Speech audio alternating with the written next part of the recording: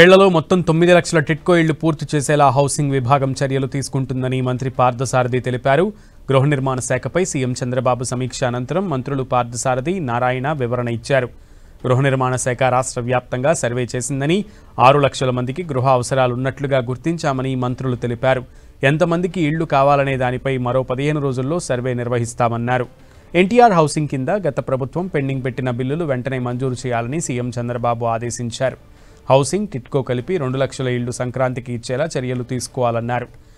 PMAY కింద మిగిలిన 5 లక్షల ఇళ్లను రెండో ఏడాది పూర్తి చేయాలని, 2 ఏళ్లలో మొత్తం 9 లక్షల ఇళ్లు పూర్తి చేసేలా హౌసింగ్ విభాగం చర్యలు తీసుకోవాలని చంద్రబాబు సూచించారు.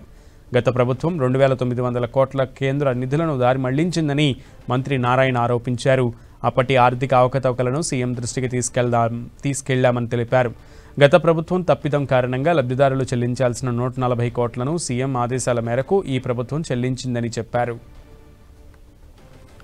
అర్హులైన పేదవాళ్ళందరికీ కూడా ఇల్లు నిర్మాణం చేసి ఇవ్వాలి అనే లక్ష్యంతో పనిచేయాలని చెప్పేసి మాకు చాలా స్పష్టంగా ఆదేశాలు ఇవ్వడం జరిగింది. ఈ ప్రభుత్వం వచ్చిన తర్వాత, అంటే కూటమి ప్రభుత్వం వచ్చిన తర్వాత ఇప్పటి వరకు హౌసింగ్ డిపార్ట్మెంట్లో 2.81 lakhs హౌజెస్ కంప్లీట్ చేయడం జరిగింది. సెప్టెంబర్ 15th కల్లా 3 లక్షలు పూర్తి చేసి ముఖ్యమంత్రి గారి చేతుల మీదుగా వీటన్నిటినీ కూడా ఇనాగ్రేట్ చేసే కార్యక్రమాన్ని చేయాలని చెప్పేసి కూడా ఈ సమావేశంలో, ఈ రివ్యూ మీటింగ్లో నిర్ణయించడం జరిగిందని చెప్పేసి మనం చేస్తాం. గత ప్రభుత్వం ఏంటంటే వీటిని మొత్తం నాశనం చేసింది. నాశనం అంటే పాలసీలు ఏంటంటే మార్చినా ఇంప్లిమెంట్ చేస్తే మంచిదే, ఇంప్లిమెంట్ చేయలే. ఇప్పుడు 300 ఫ్రీ అన్నారు. సరే, దానికి సంబంధించి డబ్బులు కాంట్రాక్టులకు ఇవ్వాల. తర్వాత 430 చదరపు అడుగుల ఇళ్ళు వాళ్ళకి బర్డెన్ కాకూడదని రాష్ట్ర ప్రభుత్వం, కేంద్ర ప్రభుత్వం కలిసి 3.9 ఇస్తాం.